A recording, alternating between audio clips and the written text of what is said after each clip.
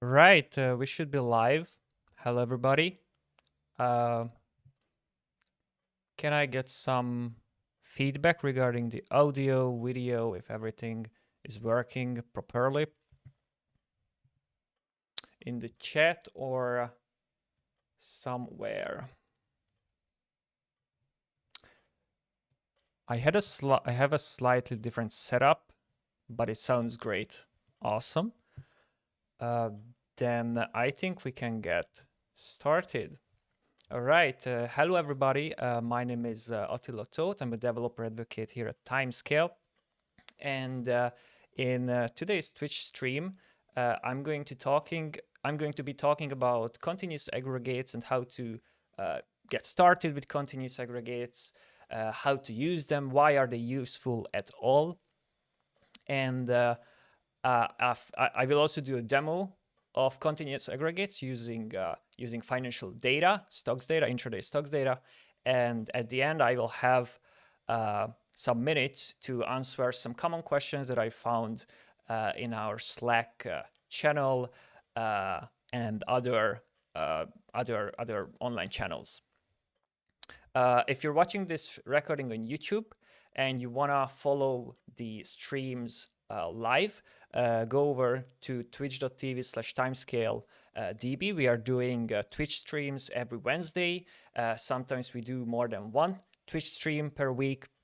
So if you want to learn about Timescale DB, you want to see the new updates regarding Timescale DB, or you're just interested in time series data and how to work with time series data, I highly recommend checking out these streams. And if you're watching this on YouTube as well, check out the description because I'm sure there are a lot of useful and relevant links that you might want to check out. All right, with that said, let me jump into today's stream.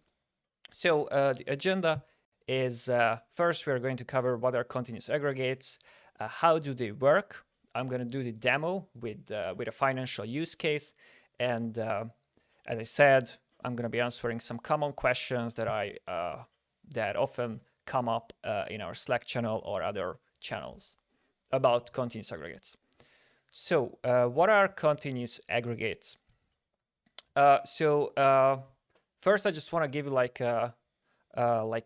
guess a mental model, like how to think about continuous aggregates, and I think this statement summarizes it really well, which is a continuous aggregate is pretty much a materials view specifically created for time series data. So it's made for time series data, and it's very, very similar to Postgres materials view. Then one good feature of continuous aggregates is that it automatically refreshes data in this materialized view if you set up refresh policies. Another interesting thing with continuous aggregates is what we call real-time aggregates, which is basically you can query data both from your actual continuous aggregates table that is already materialized, but if there was new incoming data since the last refresh, continuous aggregates gives you that data as well, which is not yet materialized. I will show you examples of this in the demo part, and also I will mention it throughout the presentation, throughout today's stream, so you can understand it better.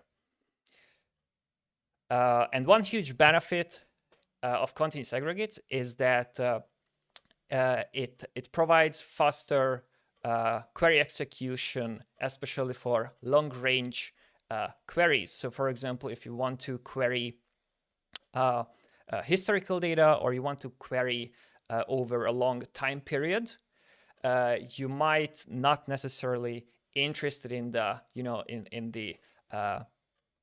the detailed specific records. You just need an aggregation. You just need the average, the sum, the count, or max min. You want to just use one of the aggregation functions, and the continuous aggregates do this job really well.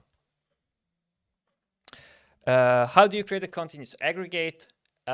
You use the same command that you use for creating a materials view in Postgres. So let me get my drawing tool. So first create materials view, then obviously the name of the continuous aggregates. And the one important thing here is to add with timescale DB continuous, because with this basically you are telling the database that you want this to be not just a regular materials view, but a continuous aggregate. Then you put your select statement here, which needs to have time bucket, so that's mandatory, but I will talk about that as well later on. But basically that's it. It's really simple, very similar how you would create a simple materials view. You just need to add that, hey, you want this to be a continuous aggregate. Then how do you define refresh policies? There are two main ways you can do this. One is to add an automatic refresh policy, which what it basically does is you use the add continuous aggregate policy function, and you provide 4 parameters. So the first parameter is the name of the hypertable. Sorry, it's the name of the continuous aggregate, which you previously created.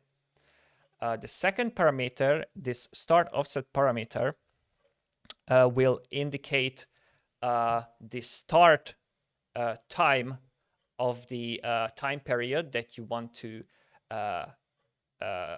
get refreshed. So for example, here, the start time will be 2 weeks ago. The end offset will indicate the end time of this time period. So in this example, the time window we are looking at is between 2 weeks ago and an hour ago, and that's the time window that will get refreshed. How often?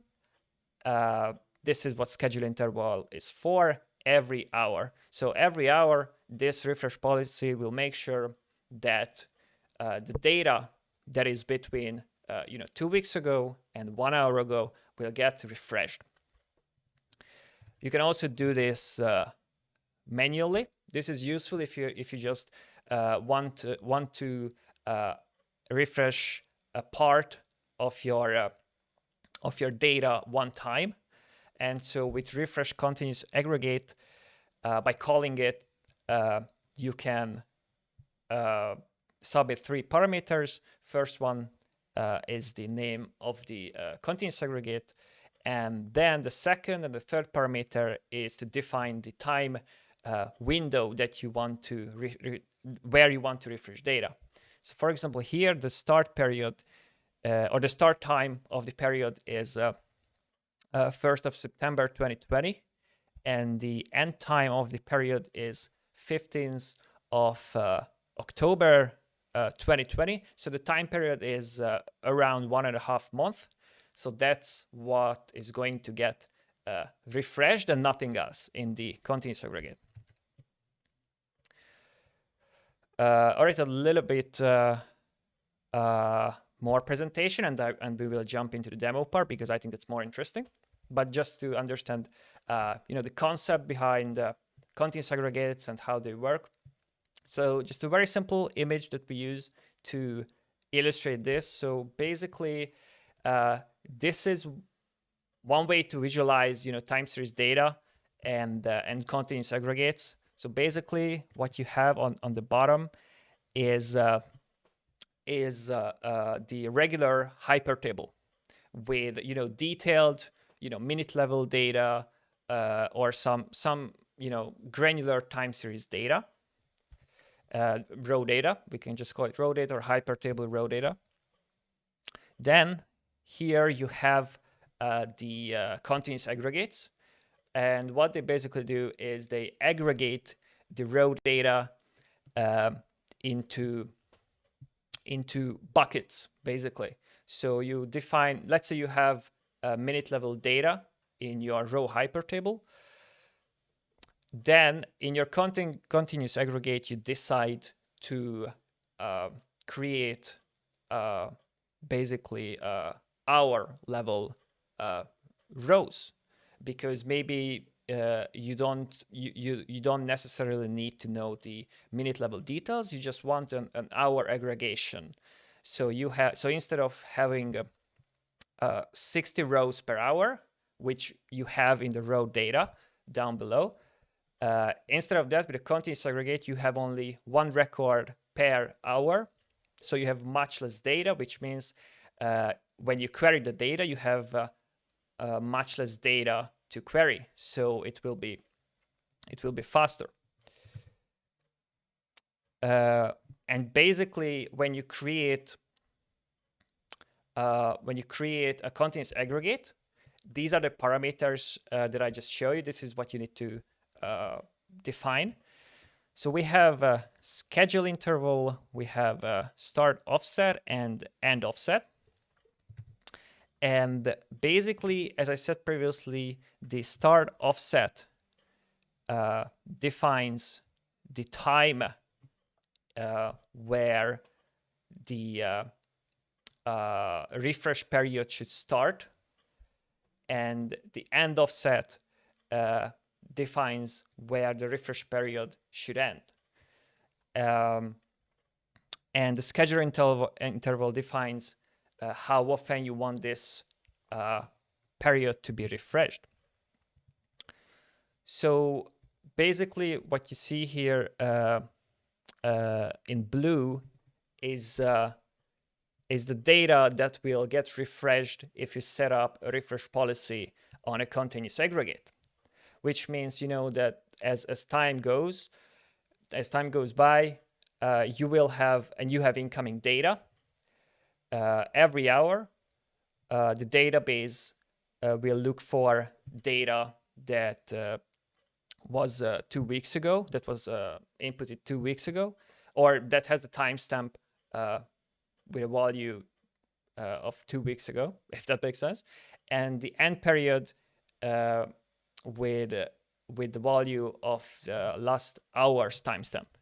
So timescale.db will look at these two times, and if there is new data, maybe in the last hour you have new data, you have new, in case of, you know, stock data, maybe you have new ticker symbols that you're monitoring or anything like that. So if there is a change, timescale.db will see that, and it will update the materialized view, which is the continuous aggregate. And I mentioned real-time aggregates before.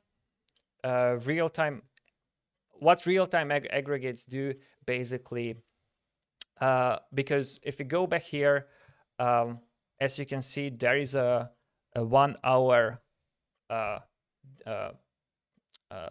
difference. So basically, when the continuous aggregates get refreshed, there is an hour where you might have incoming data which is not yet in the continuous aggregate.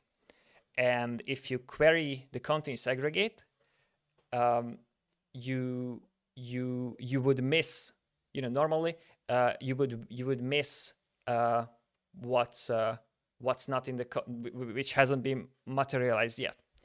But with real-time aggregates, this doesn't happen, because if you query the continuous aggregates, it will actually give you data from both the materialized view, and it will give you data, if that is needed to satisfy the query, it will give you data from the row hypertable as well, which is this part. So this part right here, the bottom right part, that is data that is only available in the row hypertable yet. It hasn't been materialized yet, so it's not in the continuous aggregates. Well, it hasn't been materialized yet, but if you query the continuous aggregate, it will actually give you that that data as well. But the very cool thing about this is that it's gonna be probably fast, because most of the data, I mean, depends on what kind of query you're running, but most of the data that you're querying, which is this is like most of the data that you're querying, is going to come from the materialized table, so it will be instant, and only a small portion of the data will come from the row hyper table. And in this case, maybe you are querying data from the past 2 weeks, and the part or the data that will come from the row hyper table will be only data from the last hour. So it's not a lot of amount of data. All right, and the last part, so querying continuous aggregates. Obviously, just like with other timescale DB features and functions, it has full SQL support.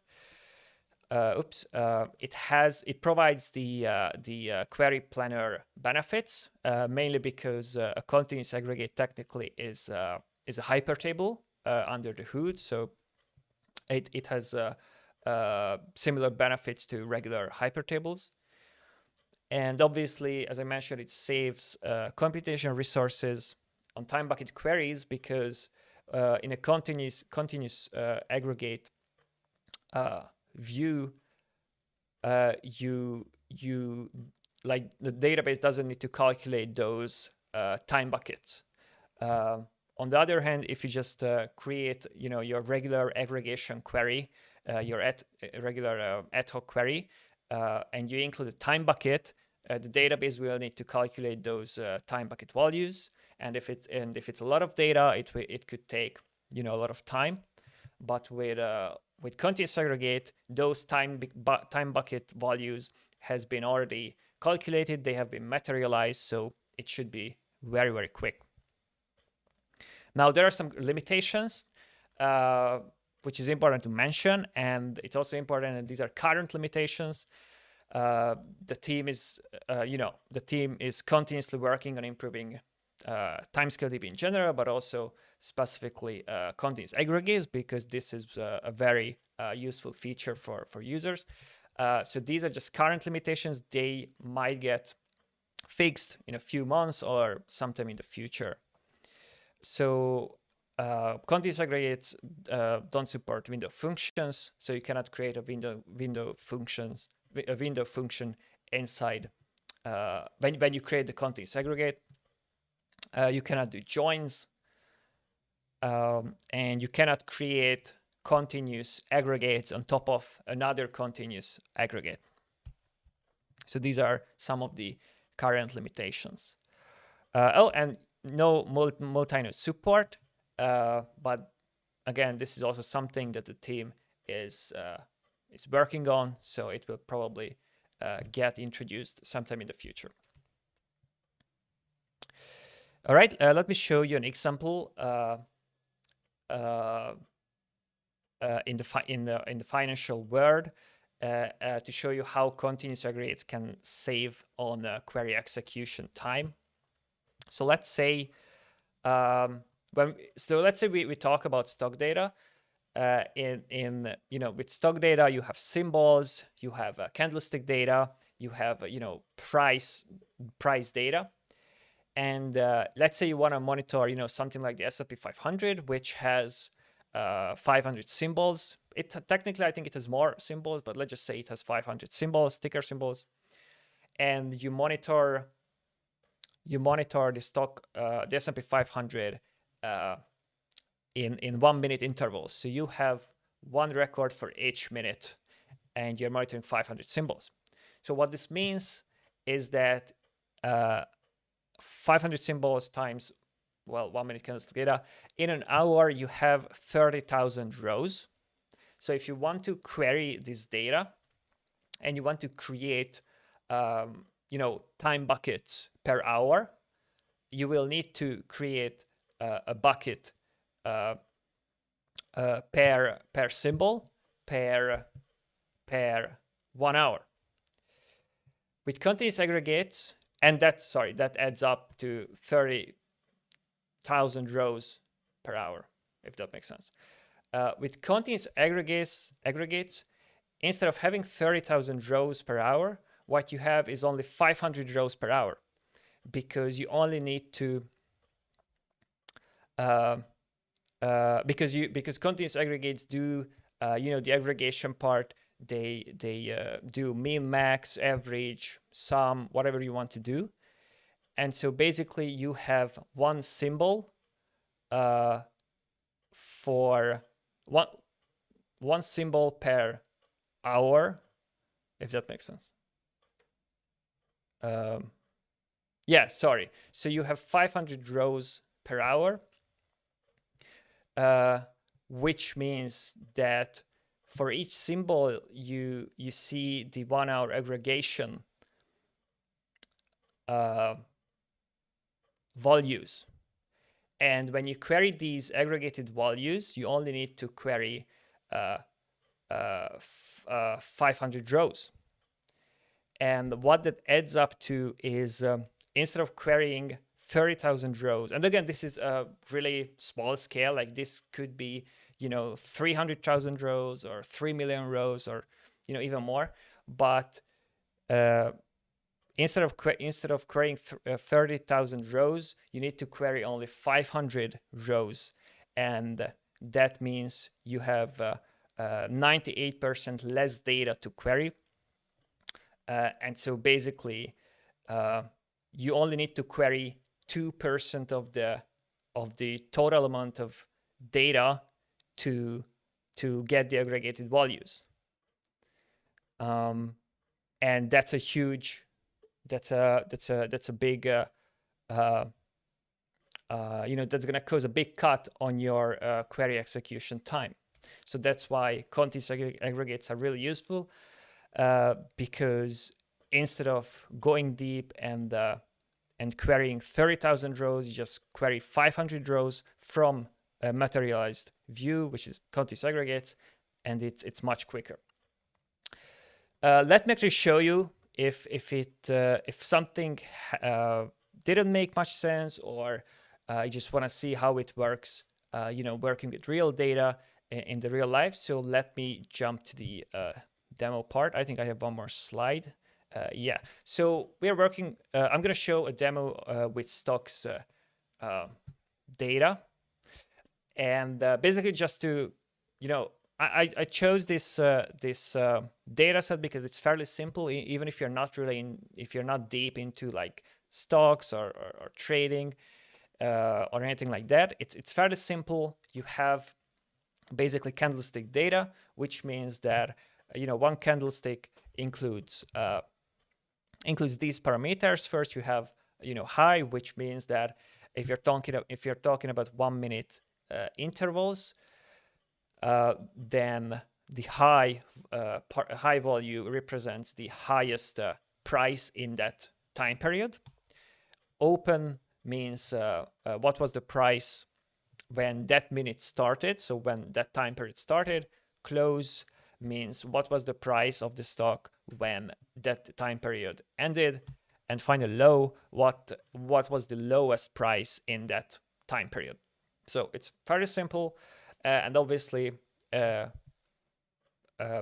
these values you also have a symbol associated with these, which can be some company like Tesla or Microsoft or some other company. All right, so with that said, let me jump to dbeaver. Also, let me quickly crop out the left part of the screen because that's not needed. All right, so as you can see, we have a database with intraday stock data. Let me just quickly query it.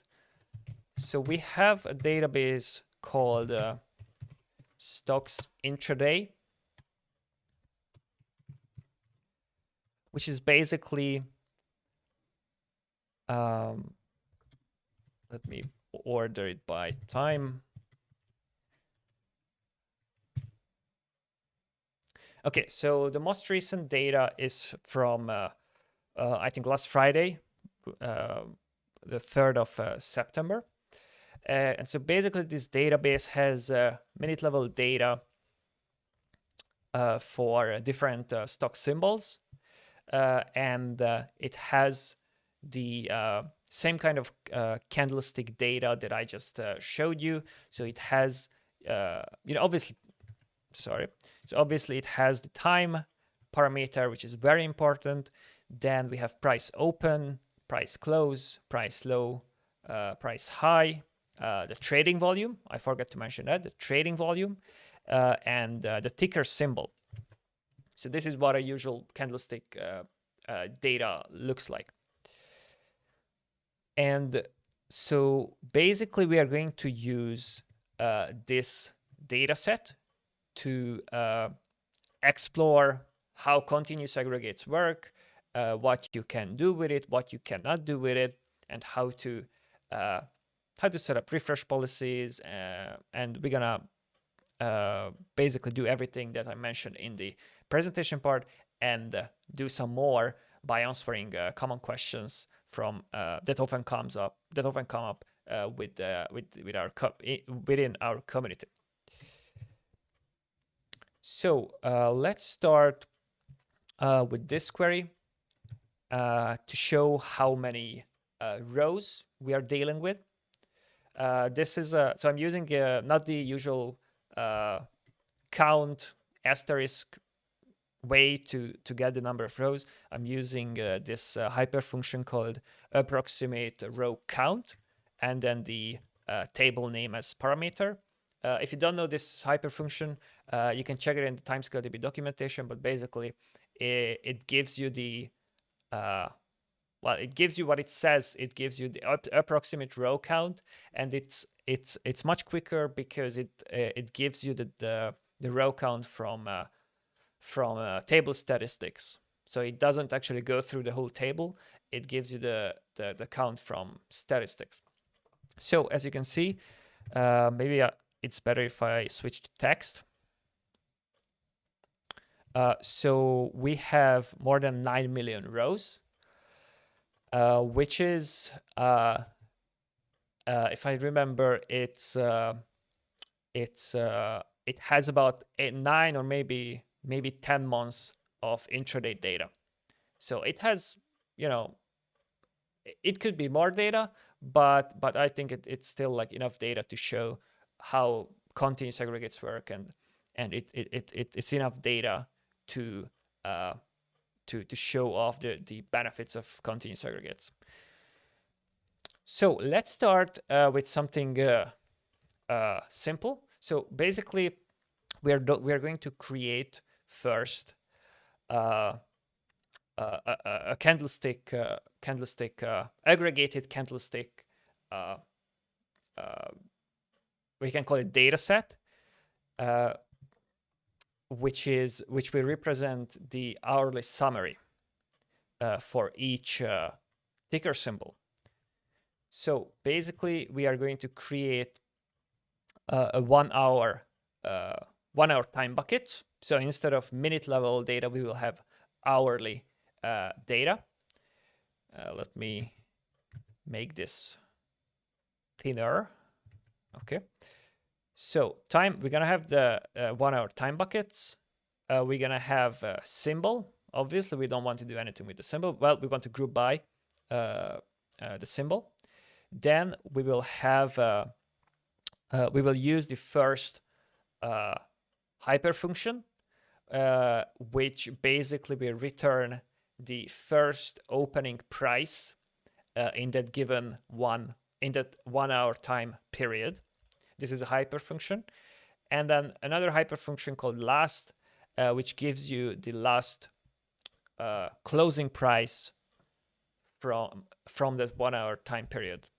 And then we're gonna do the usual min, max, average, and sum aggregation functions to basically create a kind of candlestick chart or data set.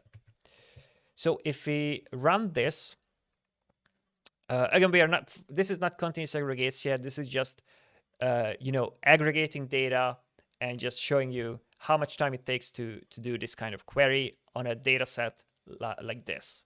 So if you run this, it will take some seconds. It will take about, I think, 10 to less than 10 seconds. Okay. So it took, as you saw, I think about 6 or 7 seconds to generate this aggregated query. So you have 1 hour aggregations for each symbol. Now, if you want to do this for each in a continuous aggregate, because you want to use this query as a base to do like further analysis or to do reporting or something like that, you want to create a continuous aggregate for it. And as we saw in the presentation, this is how you create a continuous aggregate. Create material as view. You define a name for this. We're going to define a different name. Let's say hourly stocks. Or let's just call it hourly CAGs, because this is about continuous aggregates. So hourly CAGs, we are using continuous aggregates, and this is the same query as before. So this is the exact same query that we used to generate this result. So this will create our continuous aggregate. So let's run this. So if we run this, it's still running.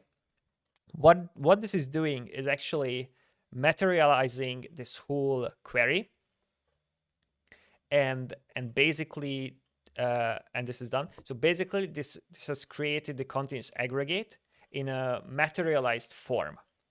And so the last query that we did, all that now a continuous aggregate materialized, so it's stored on disk, and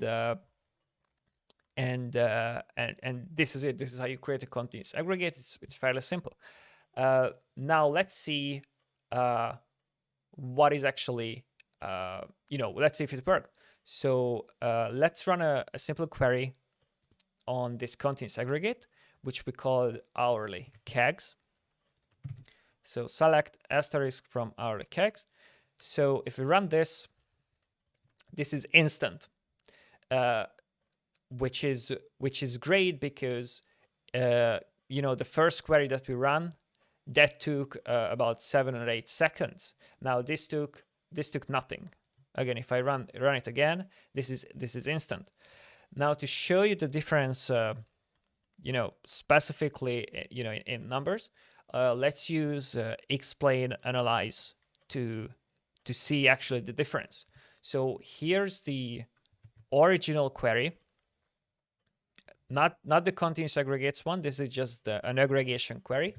The same one, we are creating 1 hour buckets and candlestick data, but now with explain analyze, and we are interested like exactly how much time it takes to generate this result. So if I run this again, this is not, you can already see this is not instant. The database is trying to aggregate this result. 12 seconds, around 12 seconds. So if I scroll down, what you see here is that the execution time was actually more than 12 seconds, which can be a lot, especially that we are using a database that could be much more bigger. Like we could have much more stock data from past years, but still it was 12 seconds without using continuous aggregates. Now if we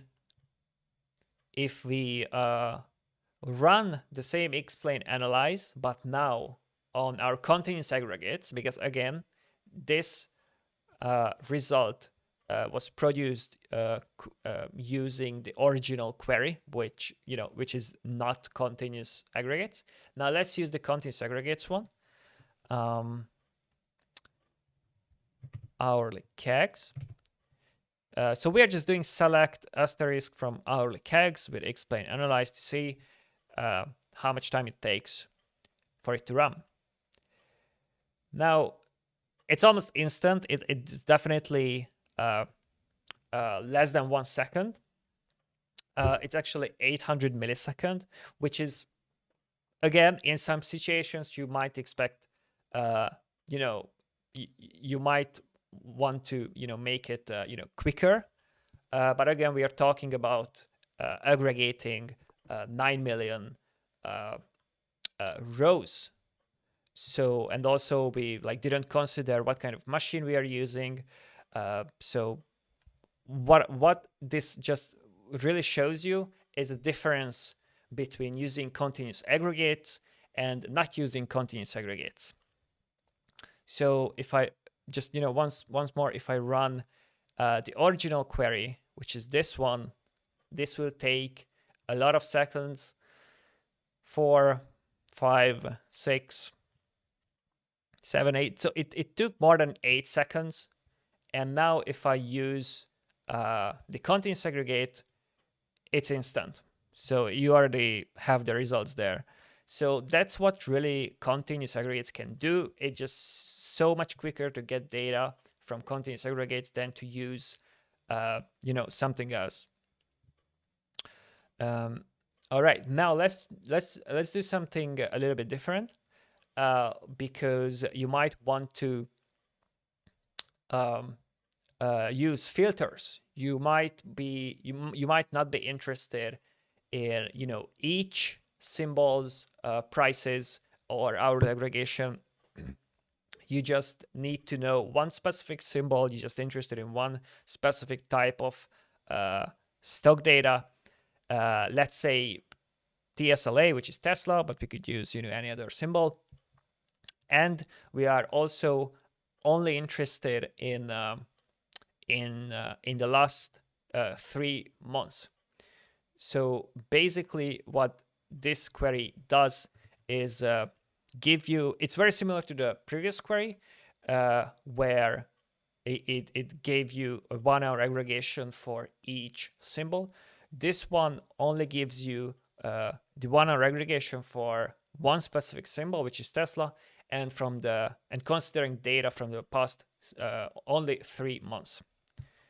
So, and again, this is not continuous aggregates. This is just a regular query. So if you run this with explain analyze, it took 200 millisecond. Again, this was fairly quick because we shortened the time period, and we also we filtered for one specific symbol. So it took only a little bit more than 200 millisecond. Now let's do the exact same type of query with the same filters, but now let's use our continuous aggregate, which is called hourly kegs. And it should show up, by the way, on the left side in the views. If I hit refresh, yes, hourly kegs. I have a bunch of views, but we are just only using hourly kegs in this demo. All right, so now let's just query the continuous aggregates. Again, with explain, filters are the same. We're using Tesla as an example from the past 6 months. So if you're running this, again, instant result. And remember that the previous query took more than 200 milliseconds. This one took less than 4 milliseconds, the execution time. I'm talking about the execution time. So again, it's not a lot of amount of data, but you can still see the difference between using continuous aggregates and not using continuous aggregates, even with this small sample of data. All right. One thing which might be useful if you want to dig deeper into the continuous aggregate that you just created is is or if you just want to view some more information about continuous aggregates, you can use a timescale DB information view for continuous aggregates using this query. And if you don't put a where clause here, then you will see all your continuous aggregates. But for now, we only want to see the one that we created, which is still called hourly CAGs. So if we run this query on the timescale DB information continuous aggregates view, what we get back is the record, which has more information about the continuous aggregate. A main thing that I want to show you, which you might find useful, like first of all, obviously you have the view definition, which is the the select statement that you use to create the continuous aggregate. So that's here. And another field which might be useful is the materialization hypertable. So I might have mentioned it already, but it's good to know that a continuous aggregate is a hypertable. So it has the same kind of it has the same characteristics as a regular hypertable. It has chunks, and it has all the benefits that a hypertable has. And in this field or column, you can see the name of the underlying hypertable.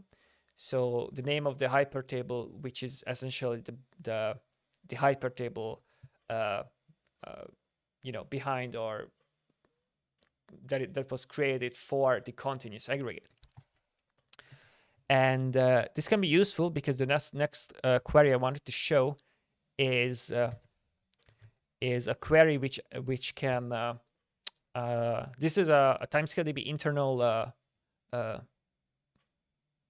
I think it's not a view. I think it's the actual table. So you might you don't really need to look at this, and also I will show you why it's not really useful to look at this, but just to show you that how it works. So if I copy the name of the hypertable, which is materialized hypertable 54, using this timescale DB internal table, and just because as I said, it's an extra hypertable, so we can query to see what's actually stored in the continuous aggregate, because that's one thing, what you get as return data when you query the continuous aggregate, but it's another thing what is actually stored inside a continuous aggregate. So if I run this, what you will see is a bunch of different things. So this is not you cannot really get anything out of this, because continuous aggregates doesn't store the actual aggregated values. Like the continuous aggregates don't store the average. They don't store the actual decimal number. What continuous aggregates store under the hood is these partial values, basically, and the reason for this is as I said in the presentation, there are current limitations to hypertables, but when we work on functions and different parts on timescale DB, we always try to think about the future and what other features we might have in the future. And for example, if we introduce multi-node support for continuous aggregates, it wouldn't be possible to introduce that feature if you just store the actual, for example, average values. Like if you store the average values, you won't be able to have distributed continuous aggregates. And so basically that's the reason we store what we call partials, because this will enable us in the future to develop continuous aggregates further and make it better. But one other thing I wanted to show here, which might help you understand better how continuous aggregates work under the hood, is that there's a column called chunk ID. So and this is because, you know, as I said, ultimately this is a hypertable, and so with chunks, and so basically whenever you refresh, the continuous aggregate, either using refresh policies or you manually refresh it, timescale DB only actually refreshes that part of the continuous aggregate which actually needs to be refreshed. So this way it's very efficient. So it only refreshes those chunks that were actually changed and that actually needs to be updated. Going further, let's see how to set up automatic refresh policies, which is where is my drawing tool? There you go. So it's a very important part of working with continuous aggregates, because probably you want to, you want the continuous aggregate to get updated periodically, maybe every hour, every 2 hours, every day, or something like that. And this is essential to do that. You just set up the policy, and timescale DB will make sure that your continuous aggregate will get updated. So as we saw in the presentation, you have to use the add continuous aggregate policy function and provide 4 parameters. First parameter is the name of the continuous aggregate. Second parameter is the starting time of the time period. End offset is the ending time of the time period, and schedule interval is indicating how often you would like it to run. How often would you like to refresh your continuous aggregate? So this example, if I run this, what it will do is first of all I need to change the name. So hourly kegs, because that's the name of our continuous aggregate. So basically, start offset is in this example 2 weeks. End offset is 1 hour. So, and the schedule interval is also 1 hour. So what will happen is that every hour it will refresh the time period that is between 2 weeks ago and 1 hour ago. So that time period will be refreshed, and it will run every hour. So let's just see what it looks like. So if I go here, I run this query. There you go. What you see as a returned here is the ID of this policy, and basically this means that the policy has been activated. So one important thing to note here is that because and actually we will the questions part come here, but because it's relevant here, we specified schedule interval as 1 hour, but that doesn't mean that when you actually set up this refresh policy, it will immediately run. No, it will run in an hour. So right now, nothing happened because I just set up this refresh policy. So when the actual refresh will happen is actually in an hour. So that's important. Now let's look at some questions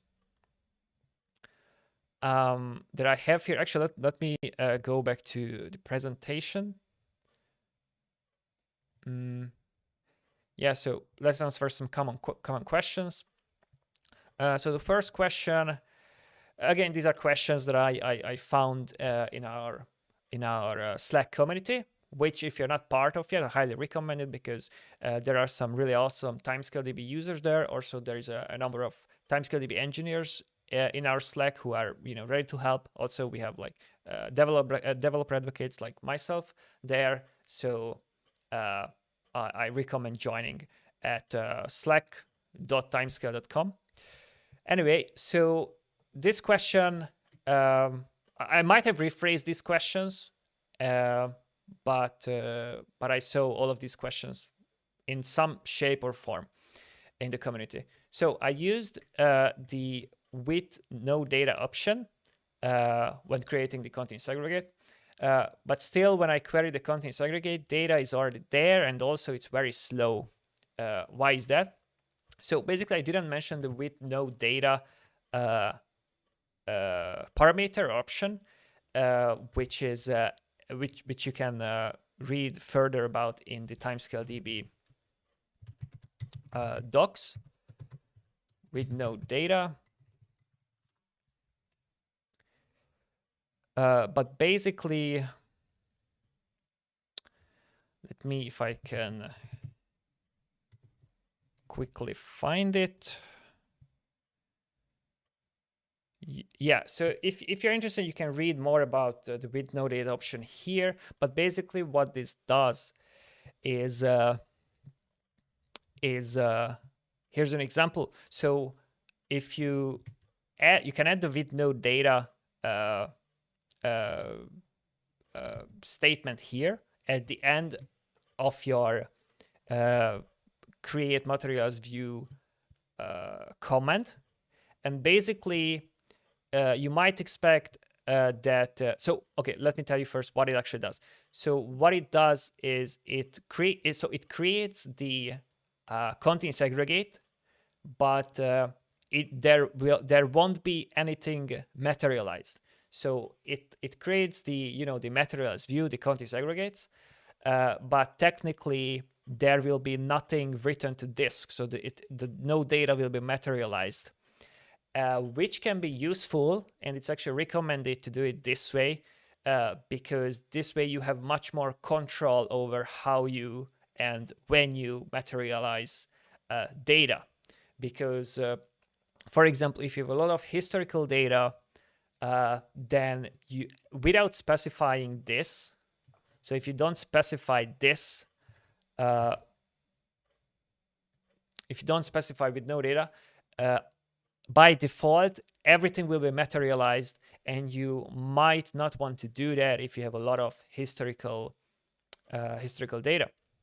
If you specify this if you add with no data, nothing will be materialized, and later on, the actual data will be materialized when you set up a refresh policy and it gets and when it runs, or when you manually refresh some part of the data.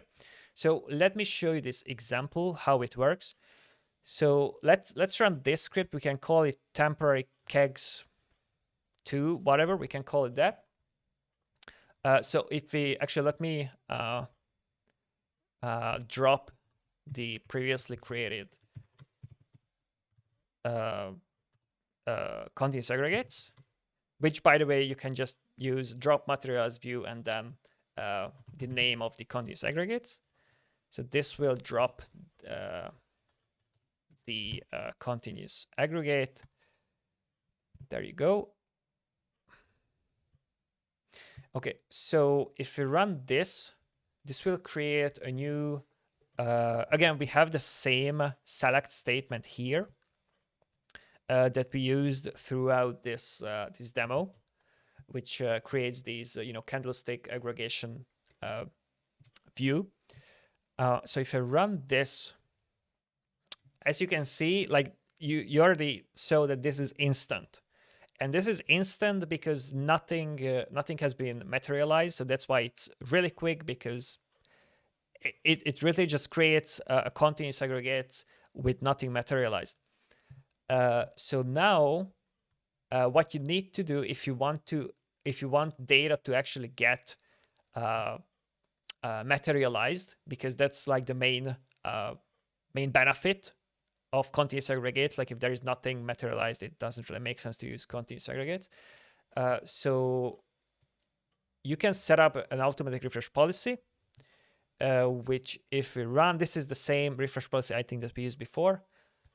So if we set this up, it added a new continuous aggregate policy. And if you want to make sure that it's added, this is something I didn't show you in the previous example, but I'll show you now. You can see the refresh policy in one of the timescale DB information views, which is called jobs.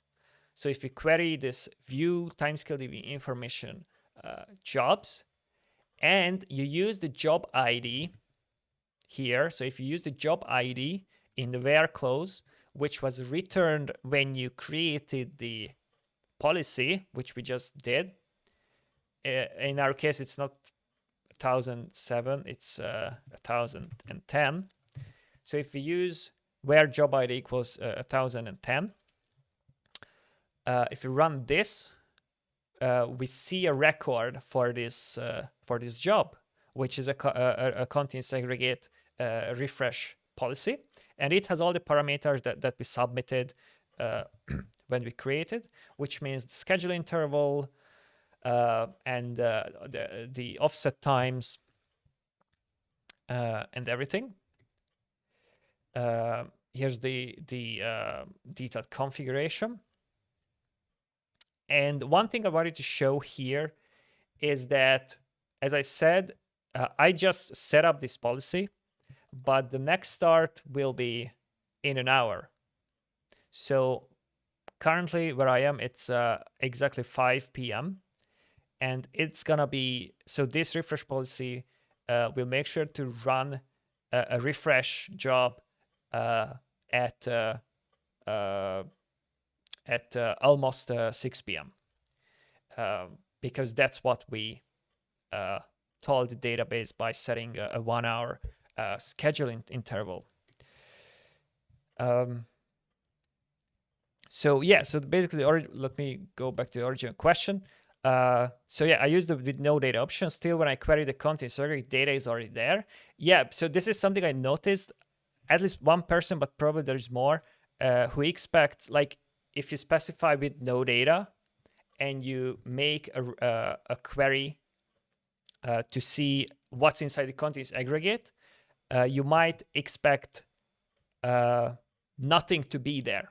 But what you get is actually data, and you don't. Some people don't get it why, but let me show you what's actually. Actually, that's another question that I'm trying to answer right now.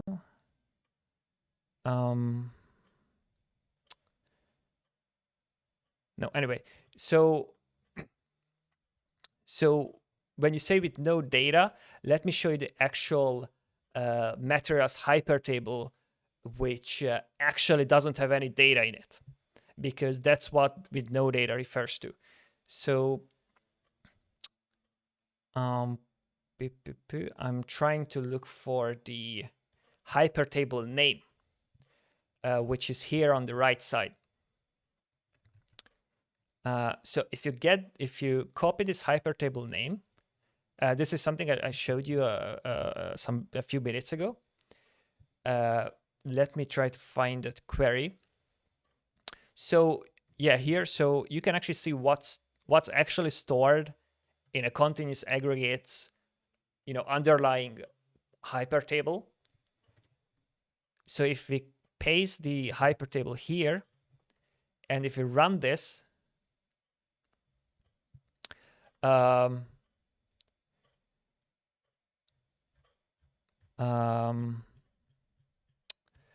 did I query the right hypertable?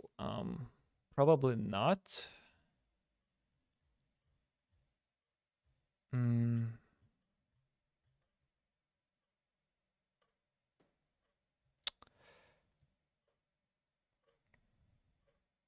I think I queried the wrong hypertable because there should be nothing here.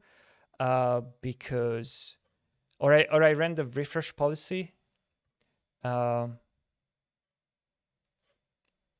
Anyway, uh, to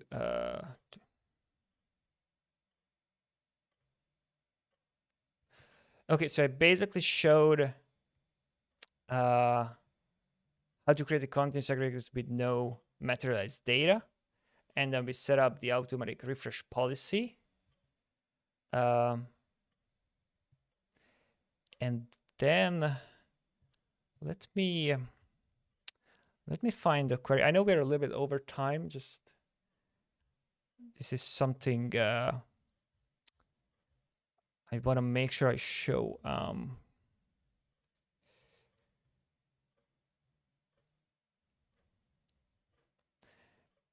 Okay, so let's use this query to view information about the continuous aggregate. So the continuous aggregate that we just did is temp kegs2. So if I run this,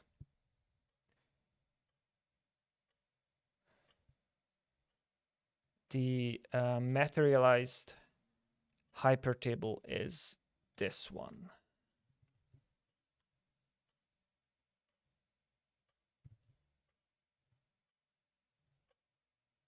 Okay, interesting. I will look into this after the stream. Anyway, let's go to the next question because we already over time. So how to materialize only recent data, but be able to materialize all their historical data if needed.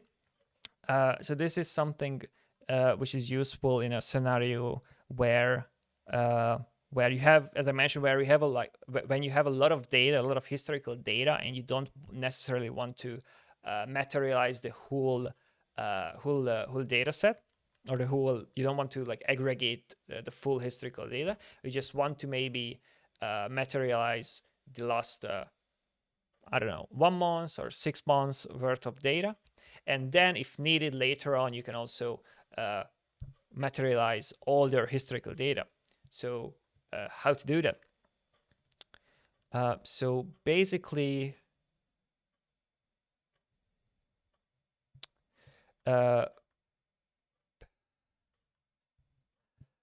you do the same thing that I did before. You create a materialized view with no data. So for example, we can go call it I don't know, question 3. And this will create the continuous aggregate with no materialized data. So if we run this, and now you have much more control over how you actually, what you actually materialize. So what you can do is manually. So first of all, you can set up the same automatic refresh policy that we did previously in the other 2 examples. You specify a start time, end time, and schedule interval. So that's easy. Now another thing, so that's how you make sure that recent data is materialized. In this case, it's 2 weeks, but it could be 4 weeks or whatever you need. Now, how will you make sure to materialize historical data? And that's where you can actually manually refresh a specific part of the row underlying hypertable. So with calling the refresh continuous aggregate function, you can tell timescaledb to refresh only refresh that part of the data that is between, for example, 1st of December 2020 and 15th of April 2021. So if you run this, this will not be instant because this is actually materializing data right now in the background, but it's done. So basically what it did is refreshed that part of the continuous aggregate, which you specified here with this interval. So that's how you can make sure that not all the historical data is materialized, and you're not wasting disk space with data that you don't actually need. You only have data materialized that you actually need, that you actually want to use. And besides that, you have your refresh policy, which makes sure that the most recent data is materialized as well. So that's also sometimes come up. How can I see information about the created continuous aggregates? I think I already showed that. Basically, you can use the timescale DB information view called continuous aggregates, and you can filter it based on the name of the continuous aggregate. So for example, this query. So if you run this, you can see a detailed record of the continuous aggregate. You can see the name of the underlying materialized hypertable if you want to look into that for any reason.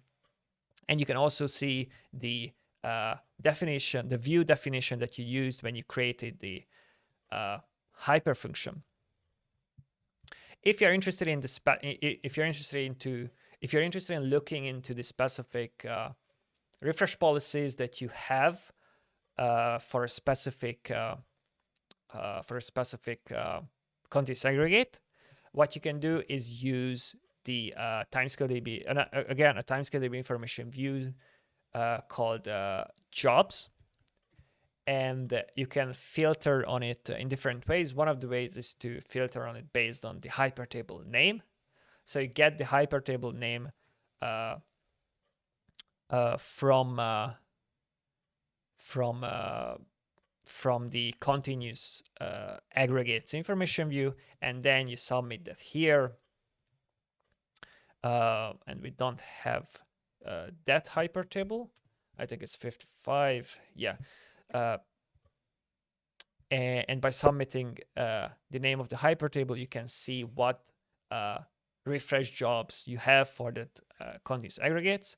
Well, actually, you can only have one refresh policy set for one continuous aggregate. So you can see that right here. You will see the schedule interval, whether it's scheduled or not, the next start time. So yeah, basically just more information about your continuous aggregate and the associated policies.